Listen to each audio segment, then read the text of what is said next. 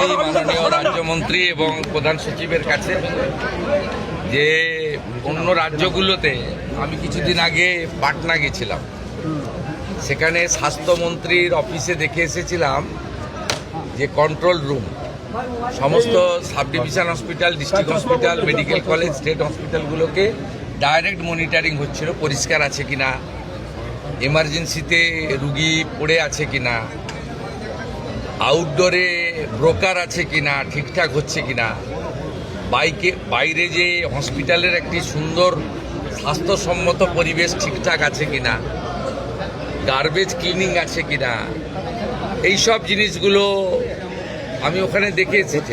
আমি মাননীয় রাজ্যমন্ত্রী এবং প্রধান সচিবকে বলেছিলাম যে এখানে একটা এরকম বানান, এরা পুরোটা এখনও রেডি হয়নি, ইট উইল টেক টাইম, আরও 1 মাস লাগবে। আজকে 15-16টা স্টেট হসপিটাল এবং পাশাপাশি জেলার 2-1টা হসপিটালে ওরা করেছেন। আমি কিছু সাজেশন দিয়ে গেছি, মাননীয় মন্ত্রী নোট করেছেন, প্রধান সচিব নোট করেছেন। আমি এটাকে 30শে জুলাইয়ের মধ্যে বলেছি সাব ডিভিশন লেভেলে নামিয়ে দিতে এবং কিচেন পর্যন্ত মনিটরিং করতে, বাইরে পার্কিং এবং যেখানে আমাদের ফেয়ার প্রাইস সব রয়েছে, আগামী দিনে জনঔষধি কেন্দ্র হবে, সেই জায়গাগুলো ঠিকঠাক করে দেখতে। ওয়ার্ডের ভিতরে কিছু রেস্ট্রিকশান রয়েছে হেলথ গাইডলাইনে, রুগীদের দেখানো যায় না, কিন্তু মেঝেটে যে পরিষ্কার আছে কিনা দেখানো, বা আমাদের এমার্জেন্সিতে কোনো রুগী পড়ে আছে কিনা, একটা হসপিটালের যে পরিবেশ এবং যে পরিষেবা, এই দুটো ঠিকঠাক করার জন্যই একটা মনিটরিং দরকার আছে। এটা তারা করতে পারবেন। আমি ইনিশিয়ালি স্টেট হসপিটালগুলোতে যেটা দেখেছি, আমার পরিচ্ছন্নতা দেখে ভালো লেগেছে এবং আউটডোরগুলোতে একটা সিস্টেমে ডিসিপ্লিন ওয়েতে কিউ মেনটেন করে যেভাবে এন্ট্রি হচ্ছে বা তাদের চিকিৎসা হচ্ছে, এটাও ইনিশিয়ালি ভালো লেগেছে। এবং এটা আপনাদের জেনে রাখা দরকার, এটা মাননীয় মুখ্যমন্ত্রী বা মন্ত্রীদ্বয়ের সাডেন ভিজিট ছিল। আমি 9:45-এ ইচ্ছা প্রকাশ করেছি, যেহেতু আমি কাছেই থাকি এখানে চিনার পার্কে, আমাকে নবান্ন যাওয়ার পথে আমি 9:45-এ জানিয়েছি, 11:05 এসেছি। আমি এনাদের কিছু ইনপুট দিয়েছি, কিছু ওনারা আমাকে ইনিশিয়ালি দেখিয়েছেন, গ্র্যাজুয়ালি ইমপ্রুভ করবে এবং পরিবেশটাও বদলে যাবে এই বিশ্বাস আমি রাখি। অফিসাররা, আধিকারিকরা দে আর ফুললি কম্পিটেন্ট, ইন্টেলিজেন্ট, ডাইনামিক। তাদের কাজ করার জন্য গাইড করা দরকার, নেসেসারি ফান্ড অ্যারেঞ্জমেন্ট করে দেওয়া দরকার, আর এনকারেজ করা দরকার। করবেন ওরা, আমার বিশ্বাস। কাজের যে মুক্ত পরিবেশ তারা পেয়েছে, চাপ মুক্ত হয়ে কাজ করছেন, আমাদের ইচ্ছাটা তারা বুঝতে পারছেন, ঠিকঠাক সব হয়ে যাবে, এটা আমার বিশ্বাস। আমি চাই আগামী দিনে 54 টাকা মাত্র 3 বেলা খাওয়ারে ছিল, 110 টাকা এই সরকার করে দিয়েছে।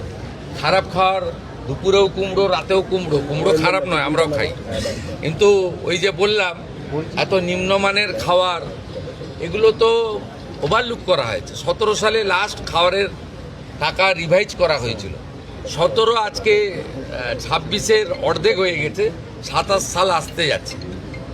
এইটা আপনার বাড়িতেও তো জিনিসপত্র বাজারে কিনতে যান, সেই জিনিসপত্রের দাম বেড়েছে। এই প্র্যাকটিক্যাল থিঙ্কিংটা বিগত দিনে যারা পরিচালক ছিল তাদের ছিল না। তারা এই যে ছোট ছোট বিষয়, মিড ডে মিলে 6 টাকা 70 পয়সা ভারত সরকার দিচ্ছে, আপার প্রাইমারিতে 10 টাকা পায়, তাহলে প্রাইমারির বাচ্চারা কেন নিম্নমানের খাবার পাবে? সেটা আমরা যে 10 টাকা করেছি। একইভাবে গর্ভবতী মহিলাদের যারা আইসিডিএস 12 টাকা ছিল, সেটাকে আমরা 14 টাকা করেছি। সেখানে আপনার 8 টাকা ছিল আইসিডিএসের, একদম ছোট শিশুরা যায় যারা স্কুলে যায় না, 5-এর নিচে, সেই শিশুদের খাওয়ারেও আমরা 8 টাকার জায়গায় 10 টাকা করেছি। আমাদের চিন্তা ভাবনাটা সবসময় প্রান্তিক এবং অর্থনৈতিকভাবে দুর্বল মানুষের জন্য আছে। কারণ কোনো নেতামন্ত্রীর লোকেরা সরকারি হসপিটালে যায় বলে আমার জানা নেই, তারা প্রাইভেট হসপিটাল অ্যাভেল করে, বড় বড় আধিকারিকরাও তাই করেন, যারা হাই ইনকাম গ্রুপ। ন্যাচারালি এখানে যারা আসেন তাদেরকে পরিষেবা দিতে হবে এবং সব হসপিটাল থেকে দালাল রাজ মুক্ত করতে হবে এবং মানুষকে সুন্দর পরিষেবা দিতে হবে। এবং আমরা ভারত সরকার নাম দিয়েছে আয়ুষ্মান মন্দির। মন্দিরে যেমন পবিত্রতা থাকে, শুদ্ধতা থাকে, স্বচ্ছতা থাকে, একাগ্রতা থাকে, সেবাপরায়ণতা থাকে, সেই ভাবটা স্বাস্থ্য কেন্দ্রগুলোতেও আসবে। এই লক্ষ্য নিয়েই কিন্তু এখানে আমরা কাজ করছি।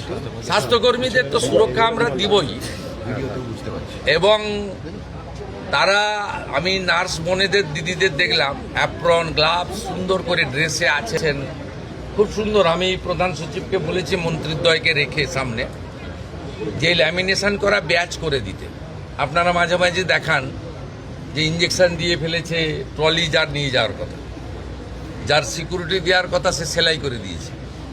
এইটাকে সেগ্রিগেট করার জন্য, চিহ্নিত করার জন্য বা আলাদা করার জন্য বিভিন্ন স্তরে বিভিন্ন কালারের ল্যামিনেশন করা ব্যাচও চালু করতে বলা হয়েছে।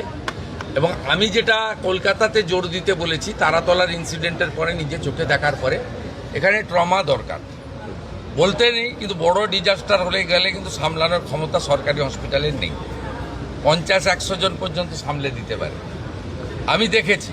তাই অন্তত 250 জনকে মানে 1 মিনিটে প্রাইমারি পরিষেবা দিতে পারেন এমন একটা ট্রমা সেন্টার বানানো উচিত।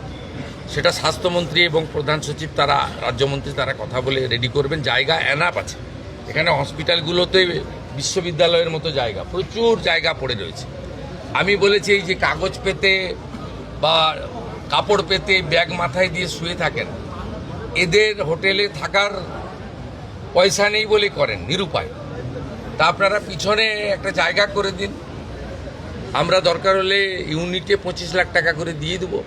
আপাতত আপনার পাইপের লোহার যেগুলো আছে সে সেট বানিয়ে ভালো করে মেজে দিয়ে একটা কমন ইউরিনাল ল্যাট্রিন দিয়ে ফ্যানের ব্যবস্থা করে এটাও করতে পারেন, এটাও আমরা বলেছি। বার্ন ইউনিটে আমরা একটু উইক আছি, এসএসকেএমে 60টা আছে, আরও কোয়ালিটি ইমপ্রুভ করতে হবে, আরও ভালো আমাদের ডক্টরবাবুদের দিতে হবে, মানে হাই স্কিল ডক্টরবাবুদেরকে বার্নের ক্ষেত্রে জোর দেওয়া দরকার রয়েছে। এই কিছু কিছু বিষয়ে এই 1.5-2 মাসে আমার যা অভিজ্ঞতা আছে বলেছি, এরা করতে পারবে, আমার বিশ্বাস রয়েছে। এসএসকেএম ইতিমধ্যে 100 বেড বাড়ানো হয়েছে, এখনও 300 শর্টফল হয় বলে আমার মনে হয়েছে। শর্টফল মিন্স কিছু রোগীকে তো কালকেই ওটি করা উচিত ছিল, 10 দিন পরে টাইম দিচ্ছে ক্যাপাসিটি কম থাকার জন্য। আমরা যদি আরও 200-250 সিট বাড়াতে পারি, 350 ছিল, আমরা আসার পরে 100 বাড়িয়েছি। 250 সিট পুজোর আগেই আরও বাড়ানোর ব্যবস্থা আমরা করছি। আইসিইউতে মাত্র 112 করে আছে, এটাও অন্তত 200 হওয়া উচিত। তাহলে আইসিইউ নিয়ে মানে ওজোর আপত্তি, অনুরোধ, বাধ্য হয়ে প্রাইভেট হসপিটালে যাওয়া, এটাও কমবে। এই অনেকগুলো আপনার ওই কন্ট্রোল রুমটা নিয়ে যাচ্ছে, এই কন্ট্রোল রুমটাকে লাইভ মনিটর এই জন্য করা হয়েছে যাতে কোনো দালাল, যাকে আজকে সকালে ওখানে দেখা গেছে, কাল সকালে দেখতে না পাওয়া যায়। এটা একটা বড় উদ্দেশ্য, কিন্তু ব্রোকারদের হাঁটানো। রুগী কখনো 2 দিন পর পর যাবে না ব্লাড টেস্ট করতে, রুগী কখনো আলট্রাসোনোগ্রাফি করতে পরপর 2 দিন যাবে না, তাহলে চিহ্নিত হয়ে যাবে একটা লোক যে সোমবার সকালেও দাঁড়িয়ে আছে, মঙ্গলবারও দাঁড়িয়ে আছে, বুধবারও দাঁড়িয়ে গেছে। আপনাদের আমি চলে যাওয়ার পরে এটা দেখুন ফুল পেজেড হয়নি, কিন্তু ইনিশিয়ালি এটা স্টার্ট হয়েছে, মানে মর্নিং শোজ দ্য ডে। আমি বলবো যে সুপ্রভাত, ভালো হবে। প্রাইভেট হাসপাতালে মিস্টার হেলথ মিনিস্টার বলেছিলেন যে একটা সিট রিজার্ভ রাখতে হবে, বেড রিজার্ভ রাখতে হবে, যেটা যারা দুর্বল মানুষ তাদের জন্য সংরক্ষণ।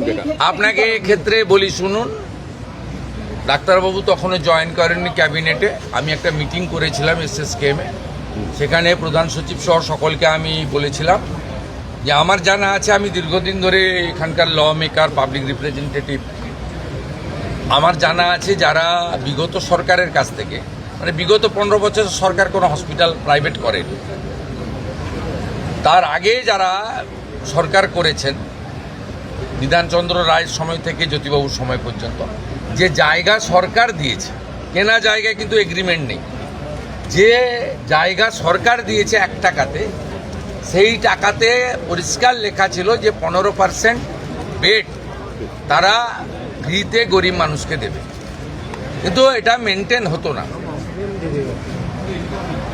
আমি এই ইচ্ছা প্রকাশ করার পরে মাননীয় মন্ত্রী পরে যোগদান করেন ক্যাবিনেটে, হেলথ ডিপার্টমেন্টে, এবং মাননীয় রাষ্ট্রমন্ত্রী তারা আধিকারিকদের নিয়ে প্রাইভেট হসপিটালকে নিয়ে বসে 10% রাজি করিয়েছেন।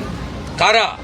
আপনি যে হসপিটালের মালিক জমি কিনে করেছেন তার কাছে গিয়ে মানবিক কারণে দাবি করতে পারেন, কিন্তু অধিকার নয়। আপনার যাদের সরকারি জমিতে যাদের প্রাইভেট হসপিটাল তৈরি হয়েছে, দে আর বাউন্ড। ওরা ইনিশিয়ালি দেখুন 0 ছিল, 15% দেওয়া উচিত, 10% এগ্রি করেছে। It's a good. আস্তে আস্তে মানসিকতা হবে। আর আপনারা নিশ্চিন্তে থাকুন, আদানি গ্রুপ নিউ টাউনে একটি 2000 বেডের ইন্টারন্যাশনাল মানের হসপিটাল তৈরি করছে। ওনাদের সঙ্গে আমার এগ্রিমেন্ট কমপ্লিট হয়ে গেছে। 1000 বেড থাকবে গরিব মানুষের জন্য, আর 1000 বেড ওরা কমার্শিয়ালি ইউজ করবে। এবং আমার বিশ্বাস আগামী কয়েক মাসের মধ্যে ভূমি পূজন করে আমরা এই কাজ শুরু করে দিতে পারব। স্যার, সেবাশ্রয় নিয়ে অপরিসীম দুর্নীতির অভিযোগ, পুলিশ যে ধরনের তথ্য সহযোগিতা চাইবে, হেলথ ডিপার্টমেন্ট সেটা করতে বাধ্য। এবং এক্ষেত্রে হেলথের কিছু গাইডলাইন রয়েছে, সে গাইডলাইন মেনে করবে, এটা আমাদের কাজ নয়। ইনভেস্টিগেশন পুলিশ করছে। আর প্রধান সচিবকে আমি সামনে বলে যাচ্ছি, 2 মন্ত্রীর সামনে, যে ধরনের তথ্য তারা চাইবে কেউ লোকাবে না, সমস্ত তথ্য প্রপারলি ফটোকপি তাদের দিয়ে দেবে। তা অ্যাক্ট খুব পরিষ্কার রয়েছে, অ্যাক্ট অনুযায়ী কাজ হবে।